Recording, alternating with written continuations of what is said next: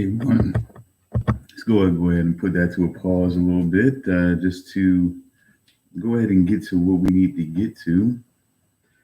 First things first, I at least want to show appreciation once again for those who managed to understand that Friday night, very late Friday night, going into Saturday morning, we believe my wife lost her mother in a very unfortunate, unforeseen situation. It was really unexpected and it really kind of threw us all off track.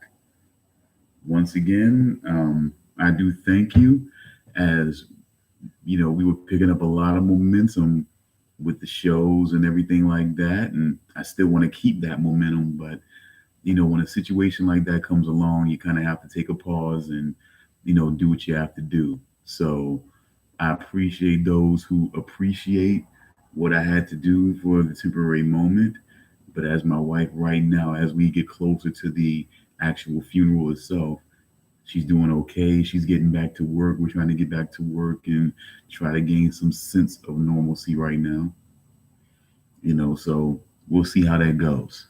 But um, I know this doesn't seem like the this doesn't seem like the Night Owl Lounge as you would normally see it at very late at night.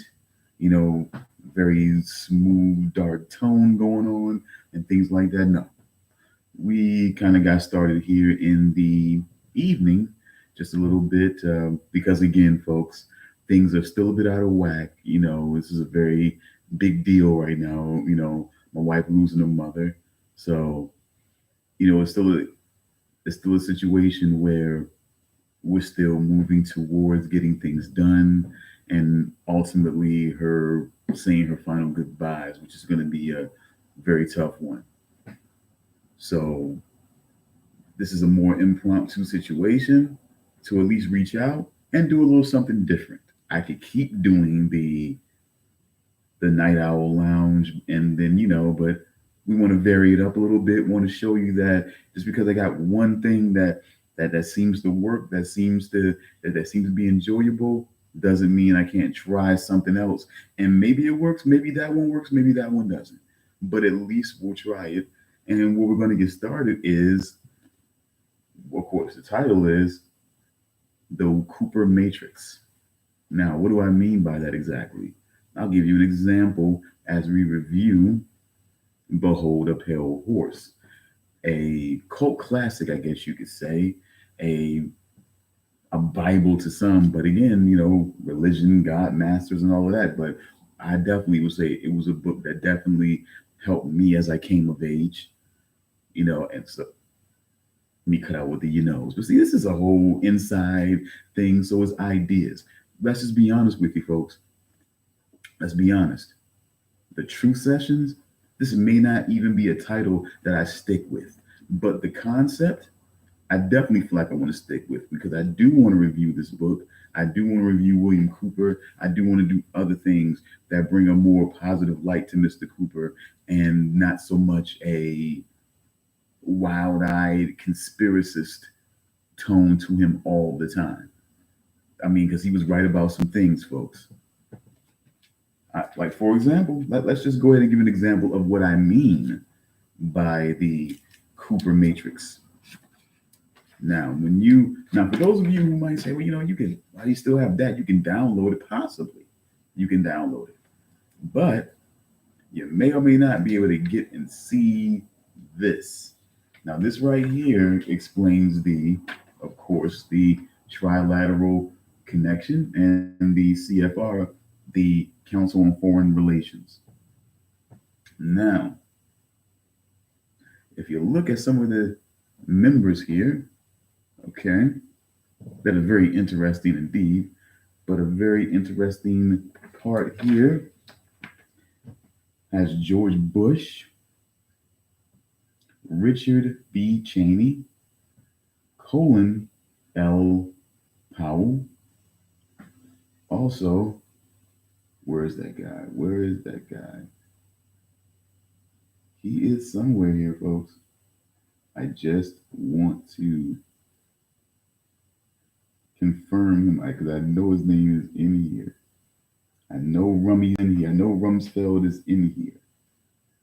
I just want to be able to confirm on that.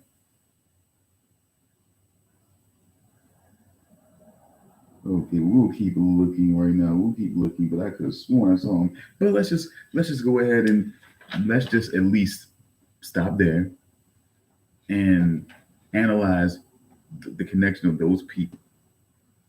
George Bush, and especially a guy like Colin Powell. Colin Powell on top of. Now we all know Colin Powell. Well, most of us know Colin Powell as of the being part of the plot, the successful plot, rather, along with Condoleezza Rice, along with Donald Rumsfeld, along with George W. Bush, to invade Iraq and using September 11th as legitimacy to invade Iraq. Colin Powell, again, who before this situation was also a big Republican watchdog, part of the Joint Chiefs. That's almost like, I guess you can say, like the Greek gods of the military when it comes to things like the president is supposed to be as a chief, as a commander in chief. He's supposed to be like Zeus, the god of gods, and the Joint Chiefs are supposed to be like the gods that are under the god of gods. And there was a moment when Richard Nixon was president and Colin Powell was the Joint Chiefs, and there was a whole lot of issues and scandals going on with Richard Nixon, and the Joint Chiefs pretty much put out in widespread order to not obey for no one in the military to obey the commander in chief. And so when he gave out an order, of course, no one obeyed. And that's one of the things that let Richard Nixon know that he really didn't have the power that he thought he had as the presidency. And in fact, one of the things that was felt that caused him to resign in the first place. And it's the same Colin Powell who, of course, once again, helped to legitimize in a way, or at least con America's way into invading Iraq. And of course, using 9/11, the events of September 11th, to precipitate that invasion. And we go back into the Matrix because William Cooper here, man, you see in my thumbnail also, but William Cooper predicted that this event would happen and that Osama bin Laden would be blamed for said event. I want you to also understand, folks, that this book was copyrighted in 1991. I want you to see this if you can. It's copyrighted in 1991, which means, folks, that in 1991, or before that, or years before that, as you know, it takes a long time to write a book, maybe, and compile the information that you need to really make that book effective and really have someone to say, I'll publish this thing. Or maybe you have to go and put in the work of publishing yourself, which takes a lot of time and work and money to get that done.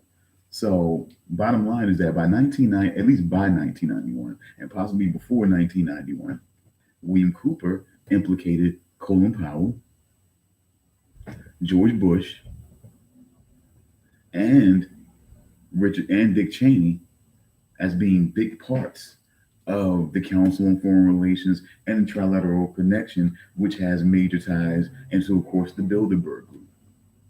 And that a lot of what they do is to further that agenda. And so when you see a situation like Iraq come up, and how does Iraq makes its way into the axis of evil for the U.S., to where it legitimizes an attack on Iraq at this particular point, it's just,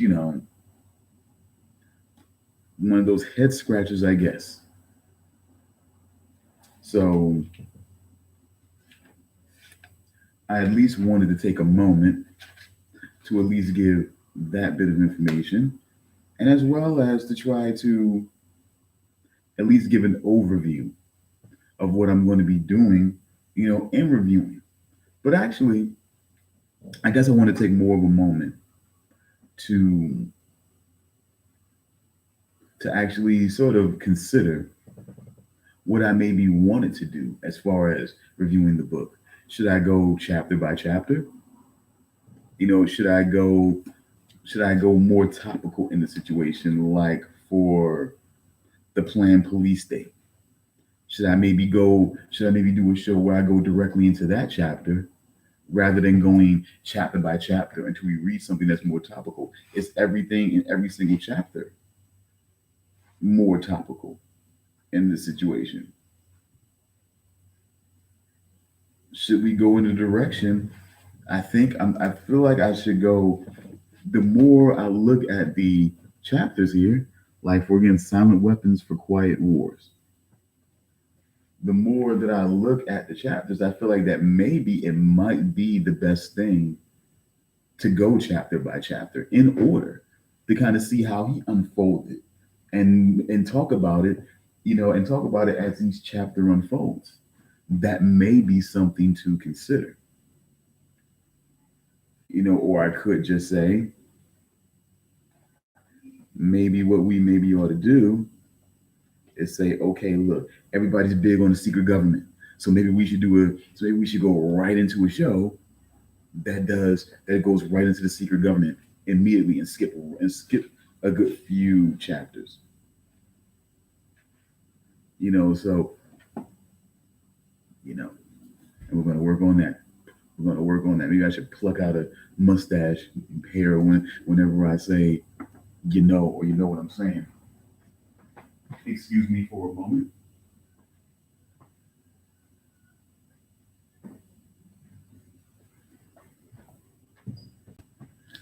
Again, folks, this is the true session, so we try to be truthful about everything. Right now we got people coming and going all the time because of how close my wife was to her mother and how much she did for her, how much she was there for her. A lot of people know that, she would be the person that would be organizing a lot of what's going to be going on, when it comes to proceedings. And therefore, a lot of people are gathering here and visiting here and spending time here. And, because family and this unexpected situation, families having to sort of be here, which means me being up at 11, 12 o'clock at night doing the night owl lounge may not be prime for some of the people that are here right now. And, trying to find the room, maybe I might need to head up to the attic and possibly do it up there. You never know. Maybe that might be actual, maybe that might be an actual solution to the situation. But also, this is the last day of my night gig. I do a night gig, as I've stated on other shows. If you guys will be watching this in the future, because I'm looking at it right now, and I'm looking right up here right now. There's like zero.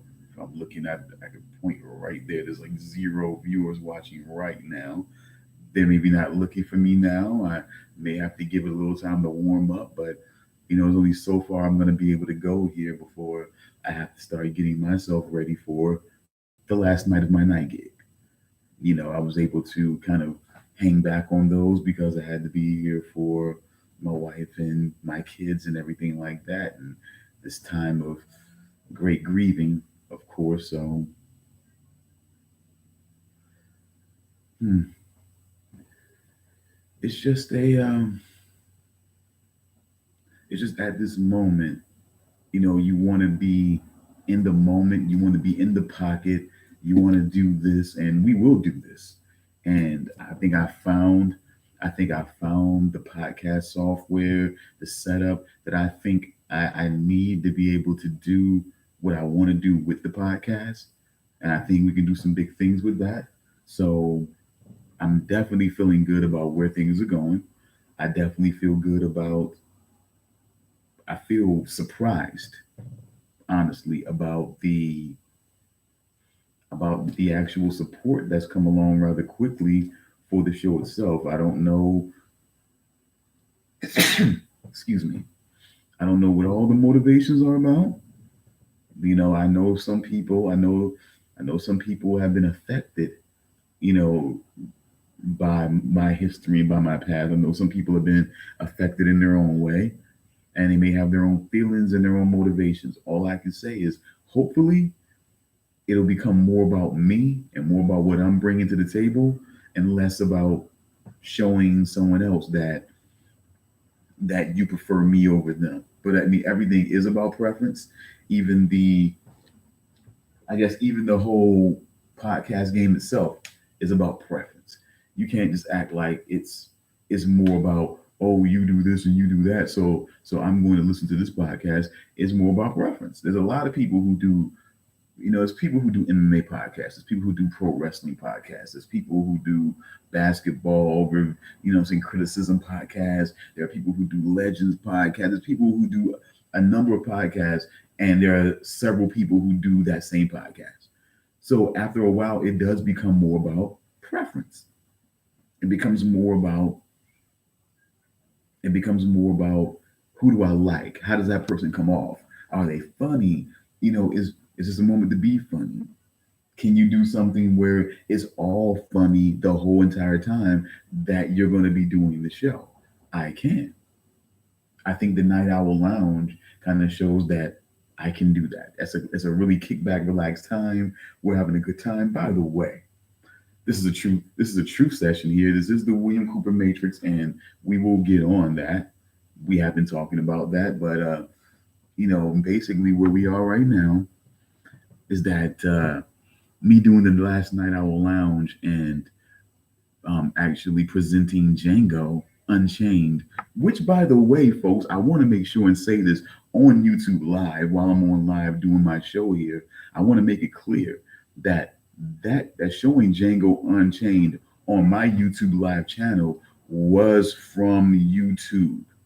That was a free movie that I was able to research and be able to play on YouTube.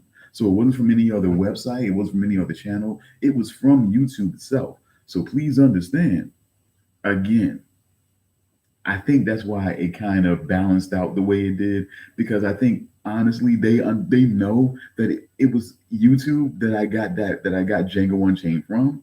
So it wasn't banned completely, and the show isn't banned. It was banned in a few countries. Okay, awesome. I'm saying, controversy creates cash, someone once said. So so maybe I can get a little cash later on down the line if I keep creating this kind of controversy and things that might get me banned. And, ooh, we can't live. He can't be seen in other countries simply because I played a movie. But there'll be other things that might get me banned in other countries. Who knows? Who knows? We'll just see. We'll see. It hasn't. This won't be the first time. It wasn't the first time, as you know, as many of you do know who have seen me in other shows. This isn't the first time certain things that I have done or been part of doing has gotten my show banned in certain countries. So we'll just have fun with it. We're gonna have fun. I have fun. By the way, this is more of a. But I do want to take some time and say, look, here's one idea of one way you can go about it. For example, quiet weapons, silent weapons for quiet wars. So let's go ahead and try to get into that and say, now here's what he said. Okay, basically, the above title was added by William Cooper, which he felt like it spoke to him and said, the Illuminati's declaration of war upon the people of America. This is so, again, it's pretty self-explanatory that he feels like, look, this is them saying, this whole thing is them sort of putting out there that they have an agenda that they know full well collides with the overall, fabric of what what we believe in, and they understand it, and they're going to push forward anyway. So here we are. And this is his note. I read top secret documents which explained that silent weapons for quiet wars is the doctrine adopted by the policy committee of the Bilderberg Group during its first known meeting in 1954. A copy found in 1969 was in the possession of Naval Intelligence, which, by the way, William Cooper has often stated, and even in this book, which we will go over as well, that he worked in naval intelligence and believed that it was a certain there was certain a youthful connection to a certain group that he was a part of that actually got him the sort of nod to be a part of naval intelligence. The following document, dated May 1979, was found on July 7th, 1986, in an IBM copier that had been purchased at a surplus sale. And again, folks, IBM, see this again, this is the Cooper Matrix, folks. IBM, by the way, when you look at the Nazi Germany and the Holocaust, IBM was a documented part of the Holocaust, and that they helped Nazi, the Nazi Germany party. I hate to say this shit. It's bullshit. They had these bastards. They helped these bastards keep records and numbers on the categories of people they were killing, because it wasn't just the Jewish. They were also blacks they were killing. They were also homosexuals they were killing, and so forth. So they kept categories of who they were killing and how many they were tacking on each time. And IBM helped them with that, and widely believed in certain circles that that's what helped IBM gain the massive wealth that they operate on still today. So, and IBM, and then also, so then you also have, of course, Adolf Hitler of the Nazi Party. That basically is relative to the Rothschild family. See, this is a whole Cooper Matrix thing that goes on here. That when you start to look at certain information in the book, Behold the Pale Horse of William Cooper, it connects to things. It doesn't just talk about those things. It connects to them. There's information that he brings out that when you look at it, it leads you right to information and a conversation that you may have had with certain people about certain conspiracy theories. Okay? Here we go. Top secret. Silent weapons for quiet wars. An introductory programming manual, operations research, technical manual, TM SW7905.1. Welcome aboard. This publication marks the 25th anniversary of the Third World War, called the Quiet War, being conducted using subjective biological warfare fought with silent weapons. This book contains an introductory description of this war, its strategies, and its weaponry. It is patently impossible, security, excuse me. It is patently impossible to discuss social engineering or the automation of a society. Ghost in the Prison. Okay, hey, how you doing? Thank you very much for showing up. Very much appreciate that. You're one of the only ones here, but hopefully future people. I'm spitballing you. I'm just giving a little bit of information, which I feel like would be just a little bit of an example while I just kind of say thank you. I wanted to not let too much time go by before I at least said thanks once again. And thank you for the appreciation and the respect. While I did make a certain comment on my most recent video, the Night Owl Sessions, the Night Owl Lounge Under Truth Sessions, excuse me, in which I basically stated that my wife had lost her mother recently, and I really had to kind of put things on pause to kind of make sure that she was okay. And at least for right now, she's okay. She's doing all right. Things happen in spots, but everything is moving along okay.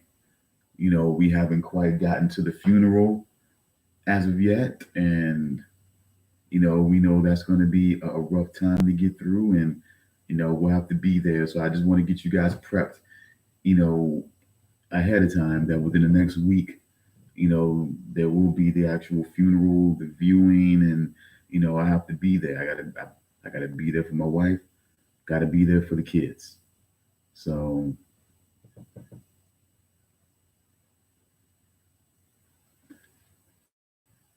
thank you very much again, Ghost in the Prison. It is actually, to be quite honest, it is actually my mother-in-law.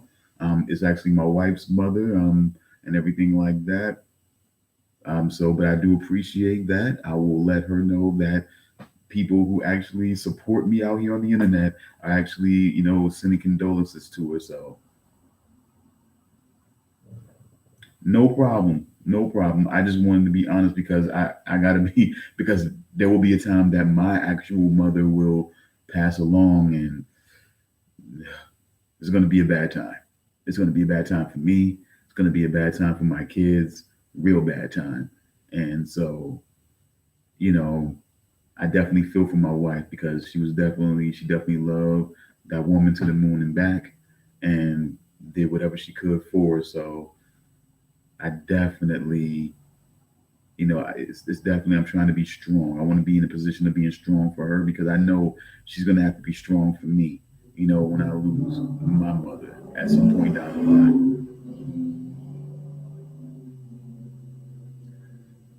Well, for you, Ghost in the prison, because you asked that question so politely, and I want to go ahead and tell you a little bit about me. I am a young male from Newport News, Virginia.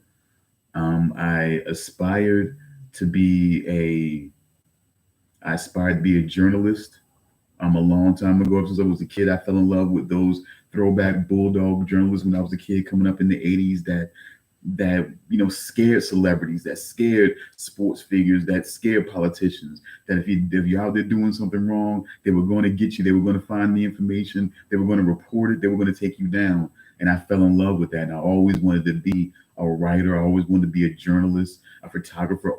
Everything that had to do with media, I wanted to be that. And I came up pretty regular. Downtown Newport News can be rough. It can be a bit aggravating at times, but I made the best memories that I could out here. I tried to be the best kid I could out here. I got in my share of trouble and mischief and girls and things like that. But moving right along, I became 18, 19 years old. I had already graduated at like 17. Um, I was I had realized at that point that I was an anarchist. Definitely, definitely. If you can see it here, definitely an anarchist. Um, and so during that time, I got connected with someone by the name of.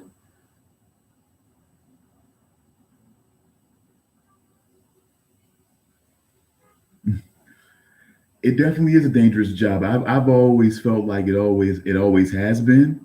It just it's just about where you are. I feel like journalists. I give much respect to the journalists in overseas, overseas, and what I'm saying, in those countries that are, that where they're very staunch about you even speaking ill will about those in power. For those people to be reporting and bringing up evidence, I mean, it's I give them the highest respect because they're really literally putting their lives on the line. I mean, they're so close to their lives being on the line. It's not even funny at all. And so I give them the highest respect for what they do. And I do understand that, especially, it's getting more and more so that these days it's getting closer and closer, even here in America, even closer than people were willing to admit. So I appreciate that. But like I was saying, but through all of that and trying to establish my own magazine, as I felt like I couldn't work with other magazines and really do the things that I wanted to do, so I started trying to do my own magazine. And I, from the ground up, built this whole brand of Mainframe Magazine. It connects to the mainframe of the traditional mainframe of a computer, and it kind of just says that the mainframe is the center of information going in and out of a computer. I wanted my magazine to be the center of information that goes in and out of any different situation, the city where I'm in, my state, the internet, things of that nature. Appreciate that. I do. You know what? I'm glad that I found the person that can really appreciate that whole try that I was doing. But basically, trying to struggle and do that on my own, building my own website and things like that. Eventually, I got connected online and doing social media. Through that time, I got connected with someone who called himself Todd Grundle. Throughout that time, we started working together with his independent publishing company and my magazine, and that was supposed to be the deal initially. We started getting into more things. It evolved into more things of trying to write books for the publishing company, doing podcasts and publishing books for other people and things like that. It started to evolve into a lot of other different avenues, and a lot of years went by. We tried to make things work. I felt like, yes, I was coming of age. I was young, trying to come of age. Yeah, he and I, he and I were broadcast partners, doing a lot of different shows together, where we were usually the consistent duo. But that's how I look at it. But sometimes you have him tell it. I was hardly there, hardly did anything, hardly contributed anything to the situation, which is what brings us here.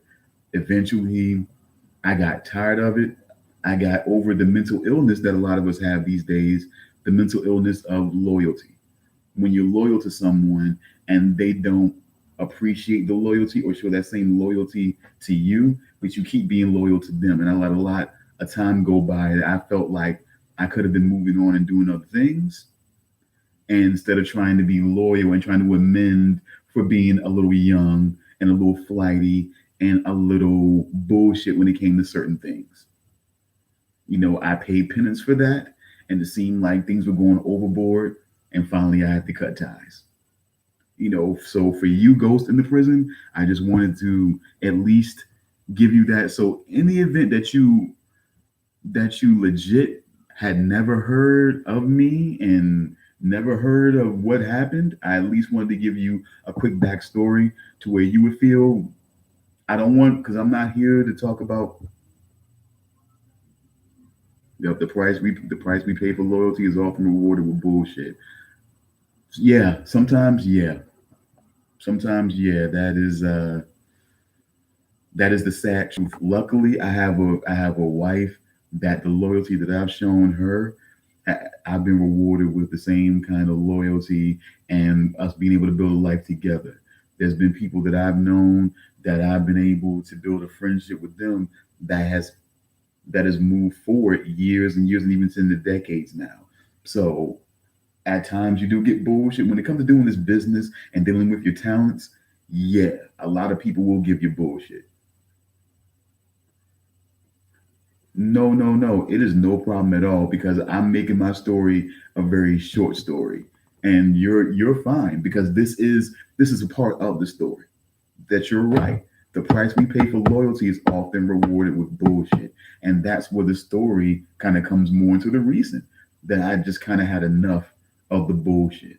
And I finally had to say that when the last words you hear, when someone thinks that you're going to part ways and walk away, and the last words and the last statements you hear from them are piece of shit, you're either a con man or an idiot, and what have you ever done for me? You kind of know that it's time to go ahead and walk your own way. And that's what I'm planning on doing. And now just trying to move forward with Mainframe Media, not so much Mainframe Magazine.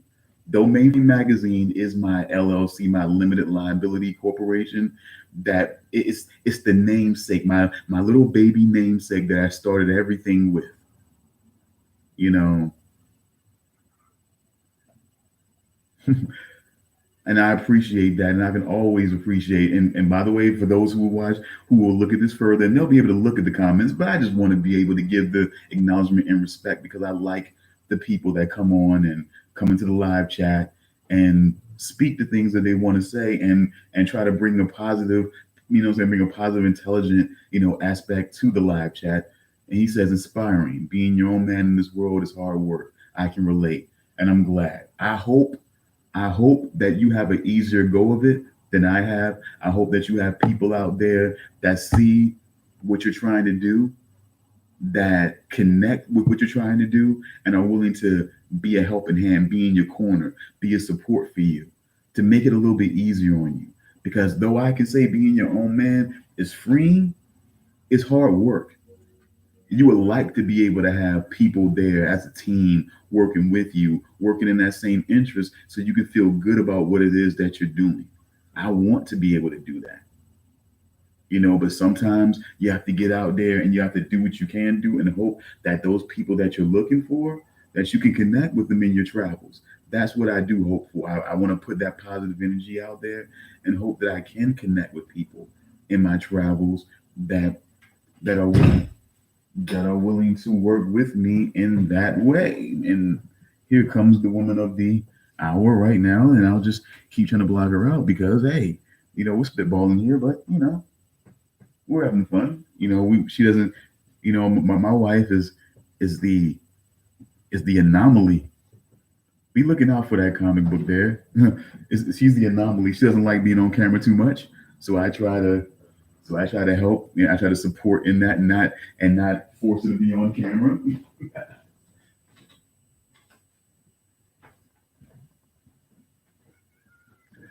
But yeah, she's awesome like that. But she's always been a support. Even when I did a small magazine before that was very local around here, but we really made a buzz around here and in Virginia as a whole. Um, she was right there with me. She was very much a support. Even traveled with me one time when I went to Atlanta, Georgia. Basically doing work for the magazine. She was always there in my corner, so she was there with me. She helped me in helping to name the actual magazine itself. It came down to mainframe and concrete. When we sat there, we had a bunch of names, and then we sat there and we kind of went over all the names that we had, and we started to eliminate the names that was really just okay, and it came down to mainframe and concrete. Sounds like one of those ride or die types, the rare ride or die types. Very cool. Yeah, very cool. She is very cool. She helped me out a great deal. There wasn't a lot of things that I can definitely say that there's very, very few things that I've ever written, that I've ever endeavored into, that I haven't bounced the idea off of her first. So yeah, very cool. And she definitely helped me out with that. And we took a vote, and Mainframe won out. Mainframe magazine just seemed to pop for people more than anything else. And you try, and you try, and I would just say for my time through the last few years, I did the magazine in digital form, tried to work it out, tried to push it. It definitely pushed the brand. I'm not sure how it did as well as far as downloads. I can be truthful about that. I think I needed to take a different approach, maybe a bigger push, but we'll see how things go in the second go round. I also tried, like I said, forayed into proofing, forayed into editing other people's books and trying to write my own. And I'm still working on those things as well and wanting to get those things done because I like to write. And I feel like I have a couple of books that are really going to be good as far as a very action novel type and also a children's book type that can spawn a series of children's books. That's something that I've often dreamed of for myself, like the Berenstain Bears or Curious George and things like that. I want to have a book that just has such a series of books that go along and along. I promised my kids that, and I want to be able to give them that sort of thing that I promised them so long ago. And but I'm sorry, I'm getting all gushy here. But bottom line is that you try to work some things out, you try to do some things, and this is where we go back to the Cooper Matrix, I guess you could say. Like I said in one of my first, like I said in one of my first, actual videos that I did here, one of my more recent videos here. Have been a lot of videos, but the more recent video that I did, I talked about William Cooper and about how, in the face of everything that he was going through, everything that he was going through, he still soldiered through, stripped it down, had a setup much like the way I had. I think this is why. Yes, absolutely. Bill Cooper, this is what we're going to do here. And, reading some more of this, we were definitely going to get into reading more of this. I just wanted to at least come out and take about an hour to at least say, thank you, to at least, bring some information out here to give a little example of what I'm planning on doing. This is not just only the beginning of what I want to do when it comes to William Cooper. This is one aspect of it, but it's a big aspect. This is like everything comes, everything sort of like comes to this. Everything that William Cooper, in my opinion, everything that William Cooper was, what he brought forward, everything that it's kind of centered in here. That's the thing that people don't understand. And I do appreciate that. And actually, I have maybe about 15 more minutes here because I'm going to give about an hour, and I'm going to try to read into some of this.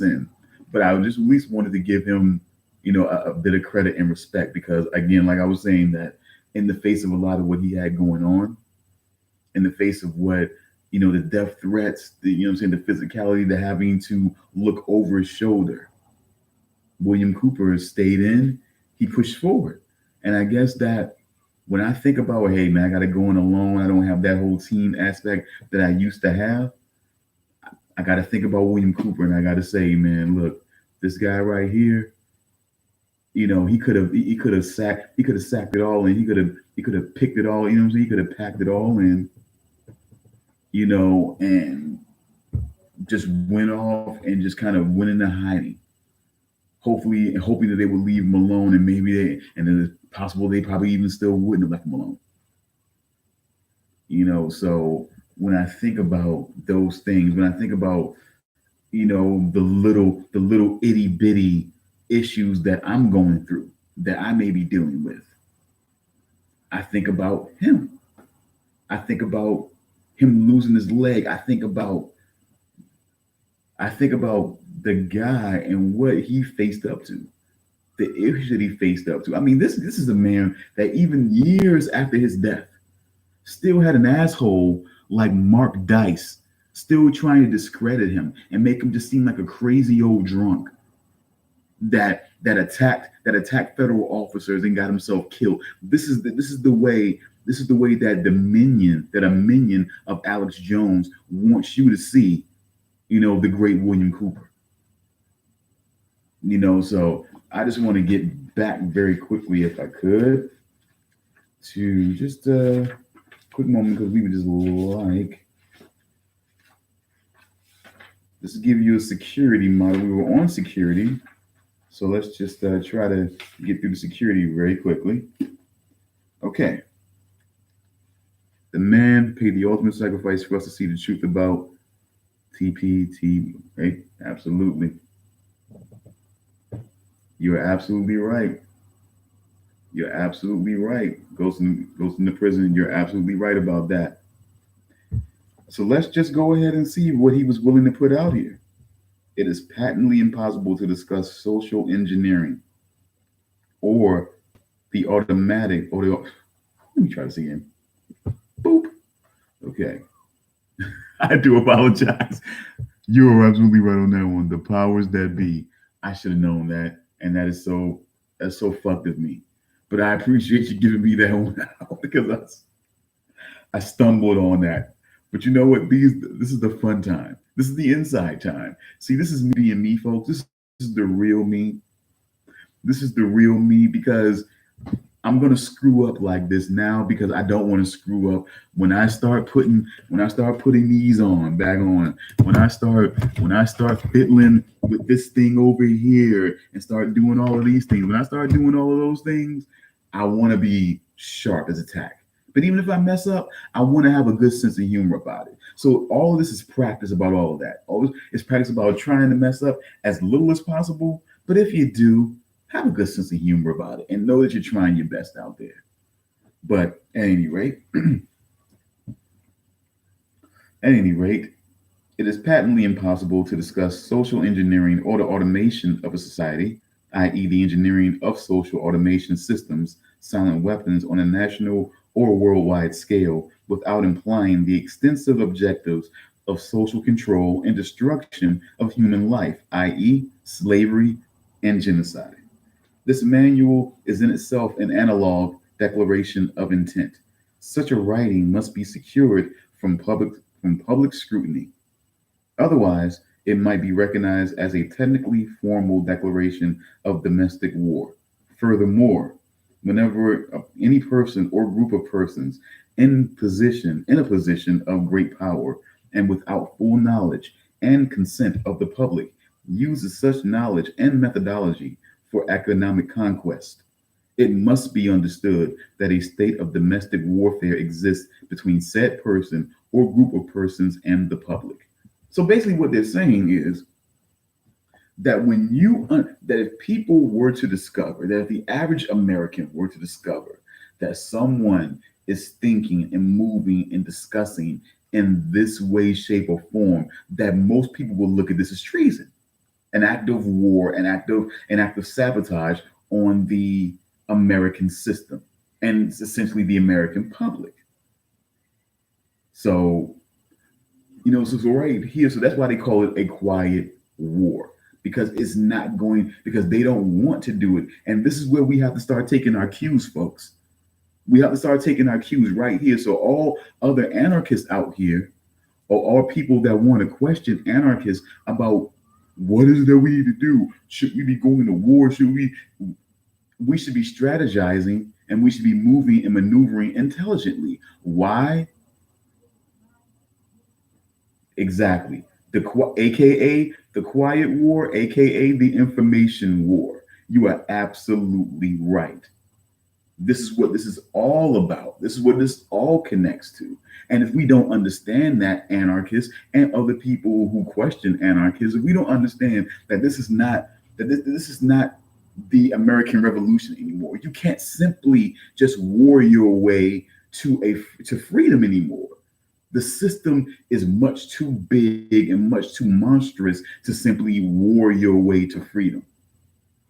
The system is much too connected to other systems in this world for you to just war your way to freedom. We have to be intelligent. We have to maneuver and work our way through the situation the way that the Bilderberg groups are working their way. Yeah. It's time. Look, we have to burn, but we have to burn it. But it has to be a slow, steady, sustained, sneaky burn. It has to be in the way that we shrink the government. It has to be the way we negate the judicial. Oh, I don't know why I'm doing that, folks. The judicial system. We have to, it's all about the way we address that, nullifying and being part of the jury. If you happen to do jury duty and you nullify that, exactly, exactly. We have to do it sustained because they're not going to just war with us. They could do it if they wanted to. A lot of them have the money to war with us if they wanted to war with us. But it's more about the fact of if they can control and manipulate and get us to move seemingly willingly into their agenda, that's all the more better. And then no one can ever say that we were moved into that situation again with a gun to our heads, that we were willingly walked into it or manipulated into it, however, but you can't say that you were forced into it per se. So we're working our way towards that. So again, in the age of information, we have to be vigilant in that way. And it's unfortunate. Yeah, I have to say that the days of the Molotov cocktail may be fading in a way. It's good. I mean, it's good to make a quick, powerful statement. Absolutely. I will say that as an anarchist, I will say it's good to make a quick, powerful, meaningful statement in a time of anger and great emotion. But in the overall, in trying to really bring down the government and really bring the power back to the people and level it off the government, we have to do it in a more intelligent way. It's got to be done in that way.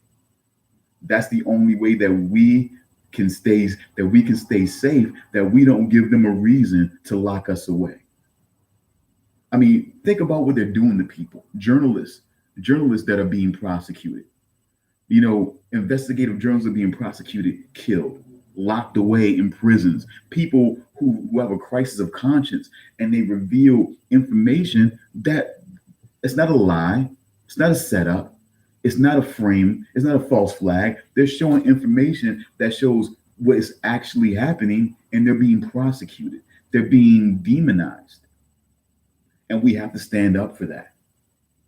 The more of us that are willing to be demonized, the more of us that are willing to speak up and to stand up and to not be afraid, like this man wasn't afraid.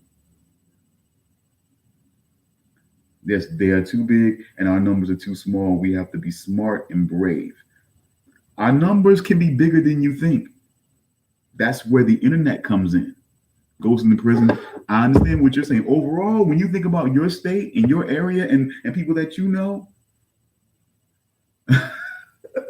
you know, I can do that. I can do that. I do appreciate that. Thank you very much. I work out. All right, but but yeah, I appreciate that. Awesome, man.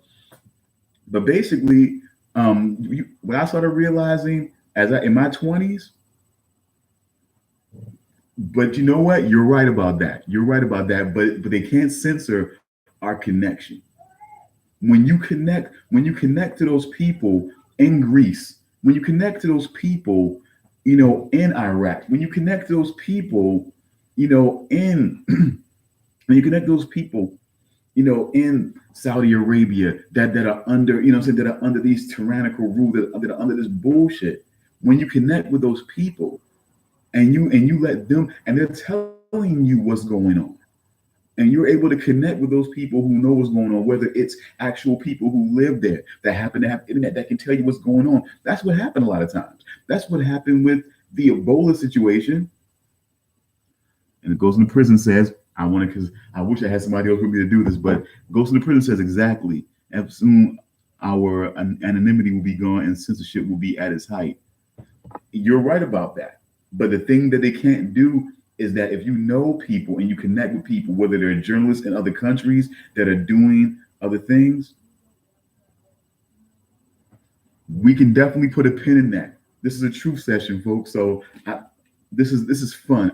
This is what I love. This right here is what I love about doing this. We should definitely do a hangout session. I like the idea of that. I like the idea of anything that connects me to good people and talking about our issues and bouncing ideas off each other. I want guys. Look, I don't normally do this, but I have it. I have I have my email address on my Facebook page anyway. It's simple. Mainframe Magazine 16 at gmail.com. Get in contact with me. Send me your information. Connect with me on Google Plus. Mainframe Magazine is on Google Plus, as well as my personal page. I have a personal page on Google Plus. Connect with me there or contact me on email. I would definitely love to do hangout sessions. I used to love doing those a few years ago. So definitely, I'm always game for that. I'm always game to connect with people, with new people. This is what this was all about for me. Connecting with new people, even on the internet. This is what happened with the Ebola situation. People were able to connect with people in Africa that were telling people that, hey, the Red Cross is out here. They're actually infecting us with this shit. They're not helping us. Like what they're lying out here. And it's that connection that once you start, thank you very much. Thank you very much. I will be answering that email. I will be checking it and I will be answering that email very soon. But it's that type of connection that keeps us going. In the age of information, we have to do what we can do. Whether it's connecting on certain sites that can't be, they can't be tracked and looked into and peeked in on, so that way we can keep connected with each other. Connecting, connecting with those people, bouncing information off each other. I'm not a person as a journalist that likes to hoard information. If I have information that can help someone else out and what they're trying to do, absolutely. Hey, I happen to know somebody in this country that you might be interested in talking to about what it is that you're doing. Awesome. Let's get that done. I'm all about that. So if we could, Ghost in the Prison, hey, even F Society. I know we definitely have some subtle, some common threads, but we also have some, I think, a little bit of a difference here and there as far as how we might want to do things. I think that I'm definitely not. I think when I was in my late teens and in my 20s, I was definitely that, just that ready to go and ready to get at everybody and whatever anarchist. But I think as I gotten older and my kids, and I started to think more about my kids and things of that nature, I started thinking about more about being a modern anarchist in this time. That you live in this world that has become pretty big and pretty monstrous and overwhelming, and you have to maneuver in this society in the way that works for you, that works best for you. I have to be a person in the society that, at the very least, I'm a person that, as far as myself and my family goes, we rely very little on government assistance. We try to go out here and work as hard as we can to provide what we can for our children and for ourselves. I try to be more, I try to be more in control, as well as my wife and I. We try to be more in control of how we work, how hard we work. And let's see what, this is what I love, and we got to do this. The sheep will have a misconception about what anarchism really means. They think chaos and no laws. They do. And it's simply about not having, and here we go again. And I want to make sure, and I just don't think it's that simple to stay connected with others, looking the way things are going. We are on the New Year's Eve of 1983. Amen. Thank you, and I appreciate that. Especially where I came up, it's not a great foundation for you to be able to take control of your life and rely as little as you can on the Commonwealth, because they make it seem so great and so easy, and so you feel like you want to do it because you want to make it easy on yourself and your family, but it does come at a greater cost than what you realize, when you really start thinking about it. So I appreciate that. And but see, staying connected, yeah, we're gonna be monitored, but we have to be, but I think it goes right back to what Ghost in the Prison says. We have to be we have to be brave. We have to be brave in this situation. We have to be smart and brave. We have to work with each other.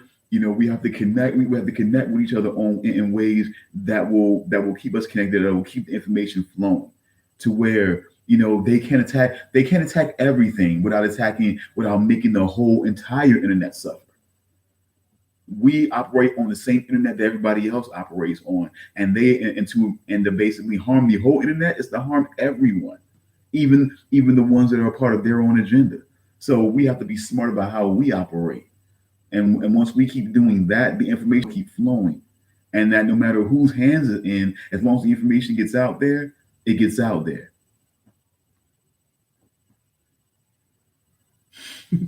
That is all. Right? I will give that a right on right there too. We will find a way. We can go pen and paper if we have to. That is awesome. See, and that's a reason why I held on to it for so long. I held on to the print dream for so long because I wanted to have something that if I couldn't get it on the internet, if the internet wasn't successful for me, that at least I could sell this magazine and someone could hold it in their hand and say, they had the magazine. But I do understand what I'm taking on. $1 billion companies, $1 billion corporations that are just, so that are able to put several magazines in racks and stores all over the country, and all over the world. Even I understood, and I understand that internet digital is the future, but also media, multimedia, podcasts. You know what? I appreciate that. This is a moment that I enjoy. I enjoy this. I enjoy that when I can connect with people that challenge me, that step up and want to speak about real things and can have fun with it. This is what I'm all about. If I, A wise man once said, if I can't dance to it, it's not my revolution. And I totally dig that. I totally dig that mantra. I love that because I want to have fun. Yes, I want to change things. Yes, I want things to be better for me and more importantly, my kids that are coming up and my future grandkids that they'll help possibly. I want to have a better life, a better situation for them. I don't want them. I don't want the Soylent Green for my grandkids. I don't want that shit. So yeah, we got to do what we got to do, and I will, and I'll try my best, and I'm going to try my best to have fun. I'm not going to be a stick in the mud. I'm not going to be a brooding asshole all the time that acts like that. If we can't laugh, we can't enjoy things. We can't have a little fun, have play a couple of games, enjoy life while we're talking about real information. Hey, some days we'll just be talking about real information, and we'll do that. And then later on in the night, we'll be doing the Night Owl Lounge and just having a bunch of kickback fun. I just want you guys to know that I appreciate, everything that this is. It is. I have to be honest with you. I don't know about other people and about money and what makes them happy. Do I want to make money? Do I want to be secure? Totally. But I have fun doing this. I have fun being about this information, being funny, being goofy at times, making fun of myself, not taking myself too seriously. That's how I grew up. I was a teenager in the 90s. Blink 182, one of my all time favorite songs, is What's My Age Again? Because that's who the fuck I am. And I think that that's a cool way to close out the show as we think about revolution and moving forward and where we came from. And, you know, for all the years I had to fall in line, why would you wish that on me? I never want to act my age, folks. I want to be out here living in my cool, living in my youth, doing what I got to do. I just really, really appreciate folks. I really hope that I was here enough time for you guys to really, you know what? On that one, I can have, as an anarchist, I can have a good sense of humor and still say, Amen.